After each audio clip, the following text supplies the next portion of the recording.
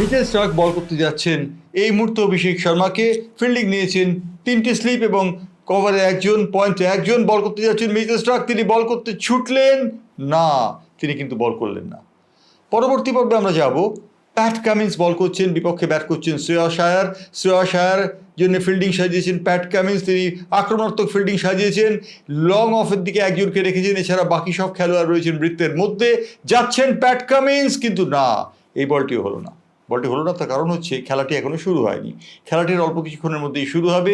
খেলাটি হচ্ছে আইপিএলের প্লে অফ ম্যাচে মুখোমুখি হচ্ছে সানরাইজার্স হায়দ্রাবাদ এবং কলকাতা নাইট রাইডার্স। আর এই বিষয়ে আলোচনার জন্য আমাদের সঙ্গে ক্রিকেট যুদ্ধ এই অনুষ্ঠানে এসছেন যুধাজিৎ মুখোপাধ্যায়। আপনাদের জানিয়ে রাখি, ভোট যুদ্ধের পর ক্রিকেট যুদ্ধ, বা ভোট যুদ্ধের মাঝখানেই ক্রিকেট যুদ্ধ। ক্রিকেটের যুদ্ধই বটে, তার কারণ একদিকে নাইট রাইডার্স, অন্যদিকে সানরাইজার্স হায়দ্রাবাদ। আজকের ম্যাচটি অত্যন্ত গুরুত্বপূর্ণ। আজকের ম্যাচে কোনো পক্ষ যদি জয়ী হয় তারা সরাসরি ফাইনালে চলে যাবে, যারা হারবে তাদের কিন্তু আর একটি সুযোগ থাকবে খেলার জন্যে। যুধাজিৎ, তোমাকে স্বাগত জানাচ্ছি বাংলার পালস টিভিতে। ধন্যবাদ। আজকের এই যে খেলা, যে ধারা বিবরণী আমি দিলাম, সেটা বাস্তব হতে চলেছে আর কিছুক্ষণের মধ্যে। তো কি মনে হয় যে দুটো দলের তুল্যমূল্য বিচারে দুটো দল ঠিক কোন জায়গায় রয়েছে? ধারে এবং ভারে কেকেআর এগিয়ে, মোমেন্টামও ওদের খুব ভালো। প্রথম টিম হিসেবে ওরা এবার কোয়ালিফাই করেছে এবং টপার হিসেবেও রয়েছে এখন। এবং আরেকটা বড় কথা, হেড টু হেড যদি তুমি দেখো, সেখানে কেকেআর অনেক এগিয়ে, 17টা জিতেছে, 9টা হেরেছে। কিন্তু একটা ইন্টারেস্টিং স্ট্যাটিস্টিক্স আছে, প্লে অফে যতবার মুখোমুখি হয়েছে তাতে বেশিরভাগ কিন্তু সানরাইজার্স জিতেছে। অর্থাৎ নকআউট পাঞ্চটা সানরাইজার্স ভালোই দেয়, সেটা কিন্তু কেকেআরকে একটুখানি বললে যে কেকেআর ধারে ভারে ভালো, কিন্তু অভিষেক শর্মা, ট্রাভিস হেড যদি আমরা তাকিয়ে দেখি, তাহলে গোটা আইপিএলে তারা যে ফুটবল ক্রিকেটটা খেলেছেন, সেই ক্রিকেটে তারা কিন্তু অনন্য, একদম অনন্য। এই কারণে অনন্য যে 6 মারার ক্ষেত্রে 41টা 6 মেরেছেন এই অভিষেক শর্মা, 33টা 6 মেরেছেন ট্রাভিস হেড। তো কি বলবে এই ব্যাপারটাকে? না, ওরা সম্পূর্ণ, যেটা তুমি বললে খুব সুন্দর বললে, কনসেপ্টটাকে চেঞ্জ করে দিয়েছে। শুধু ওরা কেন, এবারে যদি তুমি আইপিএল দেখো, 6-এর মানে বর্ষা, সারা মানে এত 6 বোধহয় কোনো আইপিএলে হয়নি, একদমই তাই, এবং ভবিষ্যতে তো হবেও না।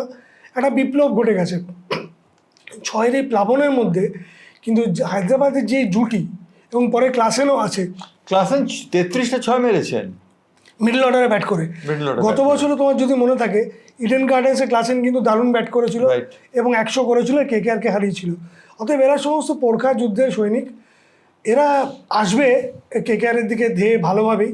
166 রান লখনৌয়ের এগেনস্টে 10 ওভারও নেন চেস করতে, এমন মেরে মেরে মেরে মেরে বার করে দিয়েছে।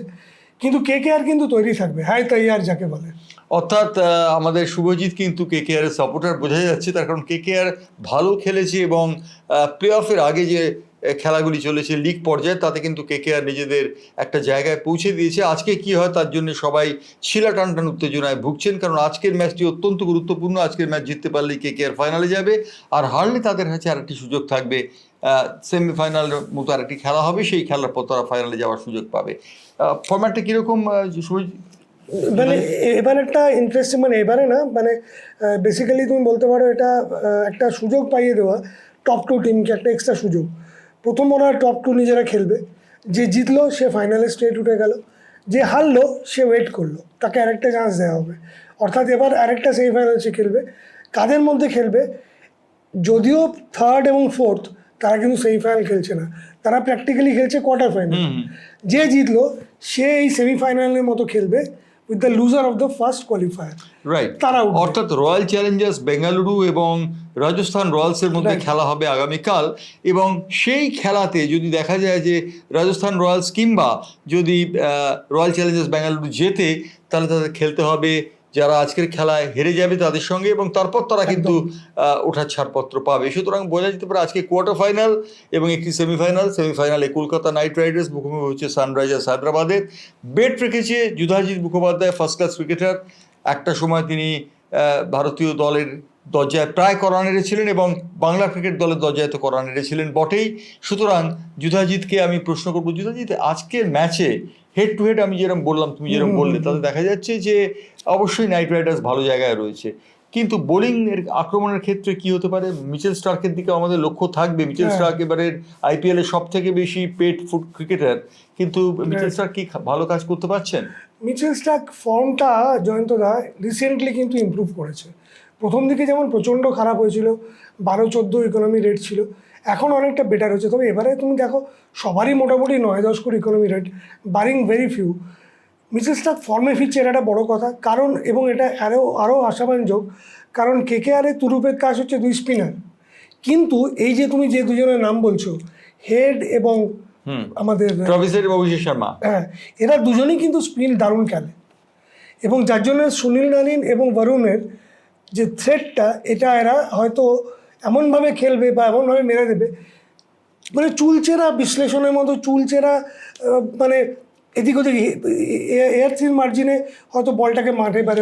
আমি সুনীল নারিনের প্রসঙ্গে একটু আসবো। সুনীল নারিন কিন্তু বোলার হিসেবে তার কেরিয়ার শুরু করেছিল, কিন্তু 31টি 6 মেরে এই আইপিএলে সুনীল নারিন কিন্তু ব্যাটসম্যান হিসেবে নিজেকে প্রতিষ্ঠিত করেছে। এবং সব থেকে বড় কথা, সুনীল নারিন এবারের আইপিএলে অসাধারণ খেলছে, কিন্তু অভিষেক শর্মার কাছে কি সুনীল নারিন দাঁড়াতে পারবেন বলে মনে হয়? মানে দুজনের তুল্যমূল্য বিচার যদি হয় হেড টু হেড, তাহলে অভিষেক শর্মাকে এগিয়ে? অভিষেক শর্মা সামান্য তো এগিয়ে থাকবে, রানে সুনীল নারিন এগিয়ে আছে। এবং যদি তুমি যে ক্রিকইনফো বা অন্যান্য যে সাইটগুলো মোস্ট ভ্যালুয়েবল প্লেয়ার অ্যানালিসিস করে, সুনীল নারিনের পয়েন্ট 1000-এর উপর চলে গেছে, যেটা অন্য কেউ এখনও 600-700, বিরাট কোহলি 600 বা অন্যরা ওরকম জায়গায় আছে। সুনীল নারিন বোলিংটাও তো করছে সেই সঙ্গে, কিন্তু ব্যাটিংয়ে আরেকটা ফ্যাক্টর আমি বলবো যেটা খুব ভাইটাল হতে চলেছে, সেটা হচ্ছে ভুবনেশ্বর কুমার।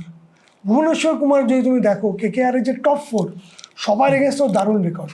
সুনীল নারিনকে প্রায় চুপ করিয়ে রেখেছে, 100-র মতো স্ট্রাইক রেট হিস্টোরিক্যালি। এবং বাকি দুজন তোমার শ্রেয়াস আয়ার এবং তোমার ভেঙ্কটেশ আয়ার, দুজনেই ওর কাছে বেশ মানে জব্দ। কারোর স্ট্রাইক রেট 80-90 এরকম। ভুবনেশ্বর কুমার কিন্তু খুব ভালো বল করছেন, এবং তিনি কিন্তু সুনীল নারিনের বগি প্লেয়ার। একদমই তাই। এবং শুধু তাই না, আরো বড় বগি প্লেয়ার যে ঢুকছে, রহমতুল্লাহ গুরবাজ, তাকে ও রানই করতে দেয়নি, 0 রানে আউট করেছে গত বছর আইপিএল। মানে ফিল সল্টের চলে যাওয়াটা, মাঝ পথে অবশ্যই যেতেই হবে, ন্যাশনাল ডিউটির জন্য তিনি চলে গেছেন ইংল্যান্ডে। ফিল সল্টের চলে যাওয়াটা কি কতখানি হতে পারে? খুবই ভাইটাল হলো, বিশেষ করে আমাদের যে 4 জন ব্যাটিং অর্ডারে পরপর আসছে, তাদের সবারই কার্ড কিন্তু যেটাকে বলে ভুবনেশ্বরের কাছে আছে, এবং ও দুর্দান্ত সিম করায়। আহমেদাবাদ তুমি জানো সবাইকে কিছু না কিছু দেয়, স্পিনার পেসার দুজনের কাছেই থাকে। অতএব ওটা একটা খুব ইন্টারেস্টিং ফাইট হবে।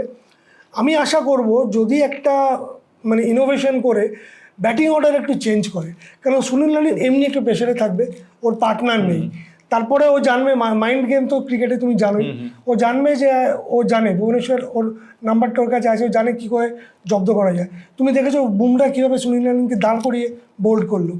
ভুবনেশ্বর ওর ইয়র্কার কিন্তু ওই রকম টাইপের সুইঙ্গিং ইয়র্কার, যেটা কিন্তু ভাইটাল। এবং এই জন্য যদি কেকেআর আগে ব্যাট করে, সেদিকে আবার পরে তোমার নিশ্চয়ই প্রশ্ন থাকবে কারা আগে ব্যাট করবে, তাহলে কিন্তু প্রথমে 2-3টে উইকেট যদি চলে যায়, ভাইটাল হয়ে যেতে পারে। রাইট। আপনার নিশ্চয়ই লক্ষ্য করেছেন বাংলার পালস টিভির দর্শকরা, যুধাজিৎ একটি কথাতে আমরা শব্দটি ব্যবহার করলো, অর্থাৎ কলকাতা নাইট রাইডার্স সম্পর্কে আমরা শব্দটি ব্যবহার করলো, অর্থাৎ বোঝা যাচ্ছে যুধাজিৎ কলকাতা নাইট রাইডার্সের সাপোর্টার, কলকাতার ছেলে কলকাতা নাইট রাইডার্স সাপোর্টার। যদিও কলকাতার প্রতিনিধিত্ব কলকাতা নাইট রাইডার্সে কত আছে সে সম্পর্কে সন্দেহের অবকাশ রয়েছে। ইতিমধ্যে শাহরুখ খান, যিনি কলকাতা নাইট রাইডার্সের মালিক, তিনি আহমেদাবাদে পৌঁছে গেছেন। আহমেদাবাদ থরথর উত্তেজনায় কাঁপছে। অল্প কিছুক্ষণের মধ্যেই শুরু হয়ে যাবে প্লে অফের খেলা, সানরাইজার্স হায়দ্রাবাদ বনাম কলকাতা নাইট রাইডার্স। আর এই ম্যাচে স্পিনারদের ভূমিকা কি হতে পারে? আমি ব্যাটিংয়ের টসের কথা পরে আসছি। দেখো, ডিপেন্ড করছে কি উইকেটটা খেলানো হয়। তুমি ওয়ার্ল্ড কাপ ফাইনাল মনে আছে, স্পিনাররা কোনো অ্যাডভান্টেজ সেভাবে পায়নি, কিন্তু যারা কাটার টাইপের বল করেছে, যেমন প্যাট কামিন্স, তারা দুর্দান্তভাবে দাঁড় করিয়ে এদের আউট করে দিয়েছে, বলের গতি হেরফের ঘটিয়ে করেছে। স্পিনাররা আহামরে কিছু অ্যাডভান্টেজ পাবে না, কারণ উইকেট মোটামুটি একটা সমান গতিতে আসে, এবং যার জন্য সামান্য ভুলচুক হলে বল মাঠের বাইরে গিয়ে পড়বে। স্পিনারদের থেকেও আমি বলবো, স্পিনারদের জন্য যেটা দরকার, যেমন বরুণ এবং এদিকে নারিন আছে, অন্যদিকে তেমনি ঋষয়ন্ত যে আছে, তাকে সে লেগ স্পিনার, যার জন্য তোমার তার ব্যাপার ফ্যাক্টরটা খুব ভাইটাল হবে রাসেলকে কন্ট্রোল করার জন্য। অতএব এই 3টে স্পিনারের হাতে কিন্তু এই ম্যাচের ভবিষ্যৎ আছে। অর্থাৎ অনেকেই আন্দ্রে রাসেল এই ম্যাচে উল্লেখযোগ্য ভূমিকা নিতে পারেন বলে মনে করছেন। আন্দ্রে রাসেল কিন্তু বল করেন এবং ব্যাটিংও করেন, অলরাউন্ডার, এবং ব্যাটিংয়ের ক্ষেত্রে আন্দ্রে রাসেল অনেক সময় অনেকটা ক্রিস গেইলের ভূমিকা নেন, অর্থাৎ মারমুখী মেজাজে ব্যাট করেন। আমরা সেই দিকে তাকিয়ে থাকবো। তবে যুধাজিৎ, টস আজকের খেলায় অত্যন্ত গুরুত্বপূর্ণ একটা ফ্যাক্টর। শ্রেয়াস আয়ার অথবা প্যাট কামিন্স, টসে তাদের কি পরিকল্পনা থাকতে পারে? আমার যতদূর মনে হচ্ছে যে জিতবে সে ব্যাটিং করবে। এবার যদি পুরো ব্যাপারটা অ্যানালিসিস করা যায় তাহলে দেখতে পাবো যে KKR অতটা ডিপেন্ডেন্ট নয় টসের ওপরে। ওরা 3টে ম্যাচ চেস করেছে, 3টেই জিতেছে। প্রথম 9টা আর অন্য যে 9টায় প্রথম ব্যাট করেছে তার 6টায় জিতেছে। ওদের মোটামুটি দুদিকেই তারা কমফোর্টেবল। একটা ম্যাচে হাই স্কোরিং 230 করেও হেরে গেছে, সেটা ঠিক আছে, ওই দিনকে অপোনেন্ট দারুণ খেলেছে। ওয়ারাজ হায়দ্রাবাদের ক্ষেত্রে কিন্তু ব্যাটিং আগে করাটা ইম্পর্টেন্ট। ওরা মাত্র 2টো ম্যাচ চেস করে জিতেছে। সেক্ষেত্রে ওদের ব্যাক অফ দ্য মাইন্ডে প্লে করবে আমরা আগে ব্যাট করি, বিশেষ করে যখন এখানে ডিউয়ের কোনো ভূমিকা অতটা নেই। সেটা শুভমান গিল গুজরাট টাইপের যাদের হোম গ্রাউন্ড ওটা সেও বলেছে। অতএব ওইখানে আমাদের দেখতে হবে দুটো টিমই হয়তো KKR দুদিকেই করতে পারে, কিন্তু যেহেতু হায়দ্রাবাদের সঙ্গে খেলা KKR হয়তো চাইবে আমরা আগে ব্যাট করি, ওদের করতে দেবো না। সেইখানে আবার আমি বলছি ওই ওপেনিং স্পেলটা কিন্তু ভাইটাল হয়ে যাবে ভুবনেশ্বর কুমার। অর্থাৎ ওপেনিং স্পেলটা খুব ভাইটাল হয়ে যেতে পারে, আমরা সবাই সেই ব্যাপারে নজর রাখবো এবং অবশ্যই নজর রাখবো গুজরাটের আহমেদাবাদের নরেন্দ্র মোদী স্টেডিয়ামের আবহাওয়ার দিকে, কারণ বৃষ্টি একটা বড় ফ্যাক্টর হতে পারে, কি মনে হয়? হ্যাঁ, কিন্তু ওখানে আজকে তোমার রেন আজকে নেই, আজকে এখন অবধি নেই বলে অবশ্যই হতো, কারণ লাস্ট 4-5টা ম্যাচে বৃষ্টি একটা বড় ফ্যাক্টর প্লে করেছে। ইনফ্যাক্ট বৃষ্টির জন্য বলতে পারো KKR হাইয়েস্ট পয়েন্ট পায়নি, 22 পয়েন্ট যেটা পেলে হাইয়েস্ট পয়েন্ট পেতো IPL-এ, বা হায়দ্রাবাদ কোয়ালিফাই করেছে, বা রাজস্থান রয়্যাল সেকেন্ড হতে পারলো না বৃষ্টির জন্য। অনেকগুলো ফ্যাক্টর প্লে করে গেল। আবার বৃষ্টি হলে হয়তো চেন্নাই কোয়ালিফাই করে দিত, RCB করতো না। তো সেক্ষেত্রে ওটা মাথায় রেখেও বলবো যে একটা ভালো ম্যাচ হতে চলেছে এবং আশা করব যে বেটার টিম জিতুক এবং better team KKR। Right, better team জিতবে। প্যাট কামিন্স, যিনি আজকে সানরাইজার্স হায়দ্রাবাদের নেতৃত্বে রয়েছেন এবং তিনি এই সিজনের নেতৃত্ব দিচ্ছেন, তিনি বলেছেন যে সানরাইজার্স হায়দ্রাবাদ যখন সেমিফাইনাল অবধি গেছে তারা ফাইনালে যাবে এবং ট্রফিটা তারাই পাবে। এই ধরনের কথা অবশ্য ভার্বাল টনিক সবাই বলে থাকেন, তবে প্যাট কামিন্সের এই কথাটা বলার মধ্যে খানিকটা অবশ্যই ইতিবাচকতা রয়েছে। কি মনে হয় গোটা সানরাইজার্স টিমটাকে দেখে তোমার মনে হচ্ছে না একটা পজিটিভ অ্যাপ্রোচ রয়েছে? দারুণ, প্যাট কামিন্সও একজন অসাধারণ অধিনায়ক। সে মানে টেস্ট চ্যাম্পিয়নশিপে যেভাবে ইংল্যান্ডকে হারিয়ে ফাইনালে উঠলো এবং উঠে ভারতকে যেভাবে হারালো, world cup ODI world cup ফাইনালে যেভাবে পুরোপুরি চুলচেরা বিশ্লেষণ করে আউটথিঙ্ক করলো ইন্ডিয়ান টিমকে ঘরের মাঠে আহমেদাবাদে, ওনাকে তো মানে কুর্নিশ করতেই হয়। তাছাড়া উনি একদম মানে বিগ ম্যাচ প্লেয়ার। যখন ওনাকে দরকার হয় তখন, যখন কেউ ফেল করে সেই জায়গাটা উনি ভরাট করেন, কি বোলিংয়ে কি ব্যাটিংয়ে। অধিনায়কত্ব তো ছেড়েই দিলাম, একটা হায়দ্রাবাদ টিম যারা মোটামুটি মিডিওকার, তারা আজকে দুর্দান্ত জায়গায় পৌঁছে গেছে এবং তাদের সবাই ভয় খাচ্ছে।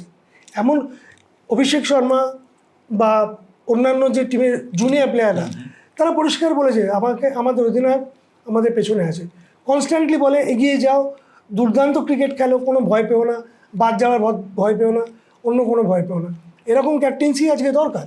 রাইট, এরকম ক্যাপ্টেন্সি দরকার। অভিষেক শর্মা এবং ট্রাভিসের তাদের কিন্তু একটা রেকর্ড রয়েছে এই IPL-এ, তারা ওই প্রথম 6 ওভারের মধ্যে 100 রান করেছেন, যেটি কিন্তু একটা ওয়ার্ল্ড রেকর্ড বলে বলা যেতে পারে। আমরা এই বিষয়ে থাকবো, আরও আলোচনায় আসবো, কারণ কলকাতায় ঠিক IPL-এর ধাঁচে একটি টুর্নামেন্ট শুরু হতে চলেছে। সেই টুর্নামেন্ট নিয়েও বিশদে আলোচনা করবো যুধাজিতের সঙ্গে, কারণ যুধাজিতও আমাদের সেই টুর্নামেন্টের অন্যতম শরিক। আমরা আসবো সেই আলোচনাতে, তবে ছোট্ট একটা বিরতি নিচ্ছি, বিরতির পর ফিরছি ক্রিকেট যুদ্ধে।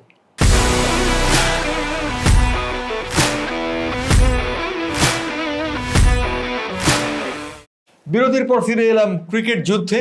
ভোট যুদ্ধের মধ্যেই ক্রিকেট যুদ্ধ, চতুর্দিকে লোকসভায় ভোটের আবহ, তার মধ্যেই ক্রিকেটের যুদ্ধই বটে, কারণ IPL-এর আজকে কার্যত সেমিফাইনালে মুখোমুখি হচ্ছে কলকাতা নাইট রাইডার্স এবং সানরাইজার্স হায়দ্রাবাদ। আর অল্প কিছুক্ষণের মধ্যেই আহমেদাবাদের নরেন্দ্র মোদী স্টেডিয়ামে খেলা শুরু হবে। তার আগে যুধাজিৎ মুখার্জি আমাদের সঙ্গে স্টুডিওতে রয়েছেন, বাংলার পালস টিভির।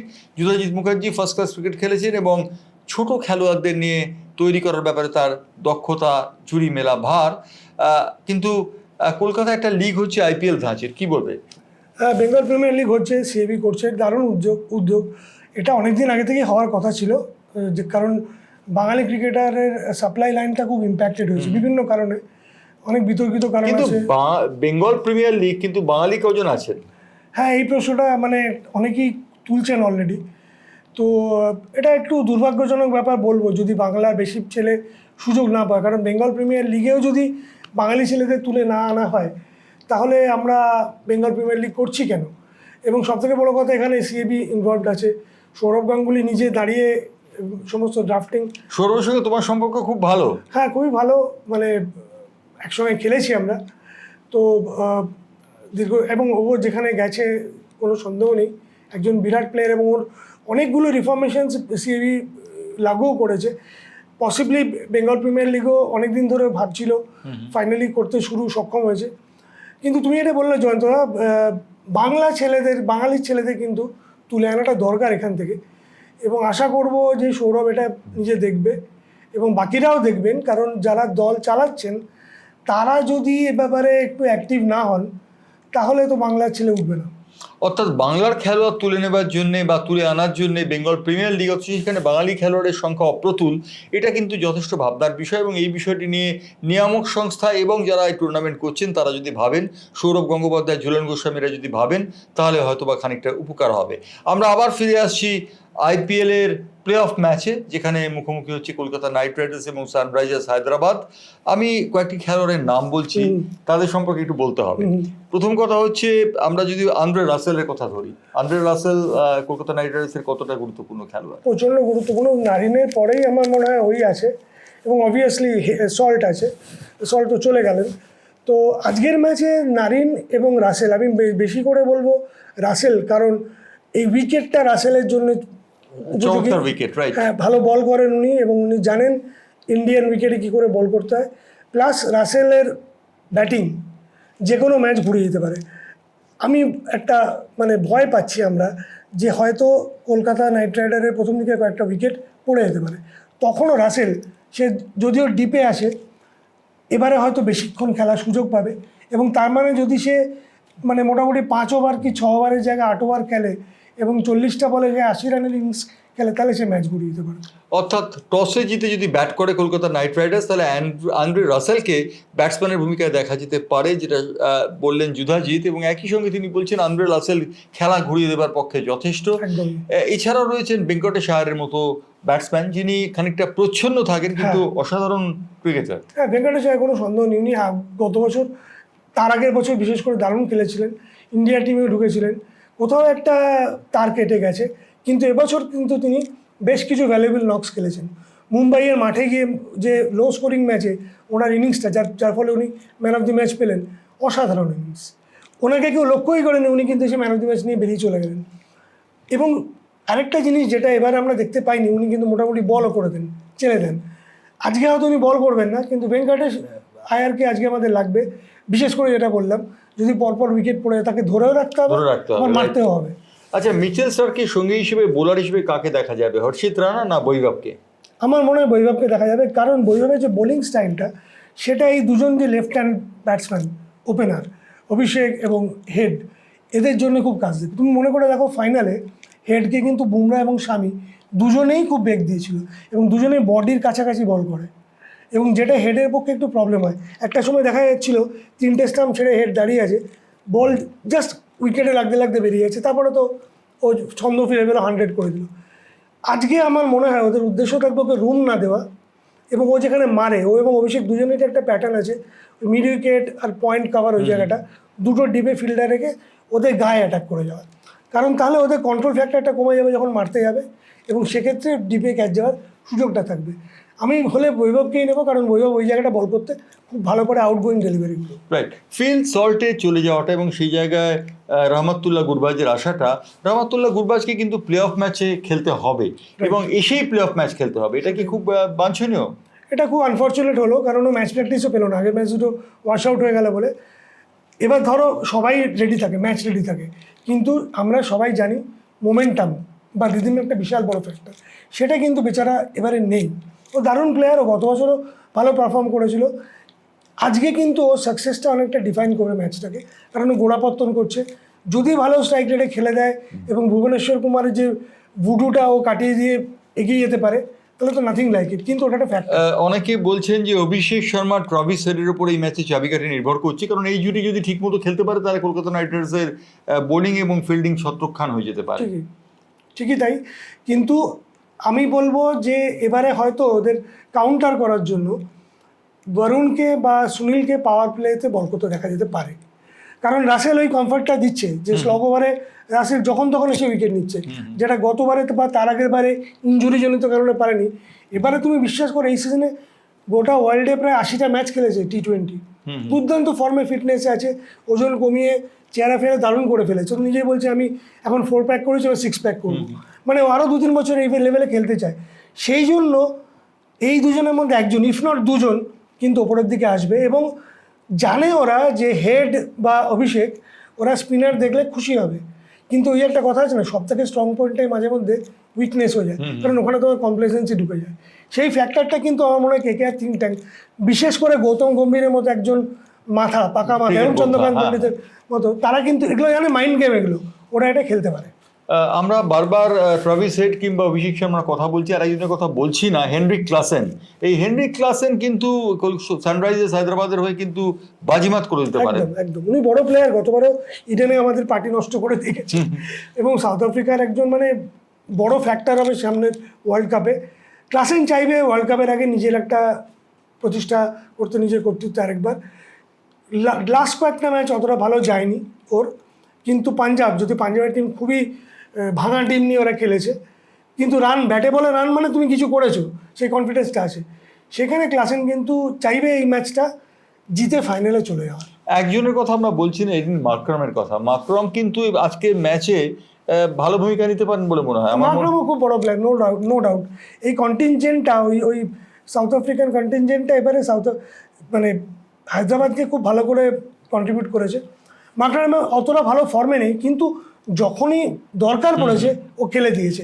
সবথেকে বড় কথা, ওর মাথাটা খুব ক্লিয়ার, লিডারশিপ কোয়ালিটিস আছে, প্রেশারের মধ্যে পড়লে ওরা কামিন্সকে গিয়ে হেল্প করতে পারে।